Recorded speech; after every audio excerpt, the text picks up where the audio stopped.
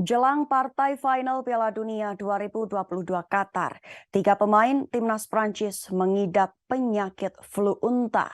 Hal ini diungkapkan manajer timnas Prancis Didier Deschamps mengutip salah satu sumber pada Jumat 16 Desember 2022.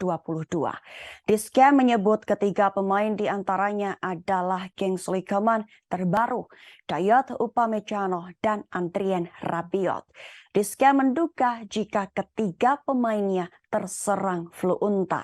Sebagai informasi, penelitian yang diterbitkan jurnal New Microbes dan New Infections menyebut flu unta sebagai resiko infeksi yang muncul dari MERS.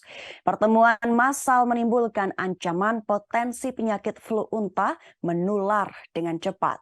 Flu unta dianggap sebagai sepupu yang lebih mematikan dari virus COVID-19. Dalam laporannya, flu unta telah menyerang puluhan orang di Qatar selama 1 dekade terakhir. Virus ini disebut membunuh hingga sepertiga dari semua orang yang terinfeksi. Berdasarkan keterangan WHO, flu unta menular dari unta dromedaris yang terinfeksi ke manusia. Flu unta telah diidentifikasi dari berbagai negara seperti di Timur Tengah, Afrika, dan Asia Selatan. WHO menyatakan flu unta dapat menular antar manusia. Bahkan sejak 2012, sebanyak 27 negara telah melaporkan kasus flu unta.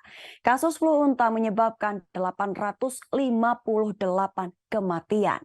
Epidemiolog dari Griffith University Australia, Dr. Diki Budiman, mengatakan flu unta memiliki kesamaan dengan virus COVID-19. Menurut Diki, flu unta bisa menjadi ancaman bagi kesehatan dunia, meskipun kecil kemungkinan menjadi pandemi. Diki menuturkan virus ini menginfeksi unta dan kemudian menginfeksi manusia. Ia mengimbau agar pemerintah dan Dinas Kesehatan Indonesia mewaspadai masyarakat Indonesia yang berkunjung ke Qatar apapun jenis kegiatannya akibat merebaknya kasus flu unta di sana. Hal ini dilakukan sebagai langkah pencegahan penyakit, mengingat belum tersedia vaksin untuk flu unta.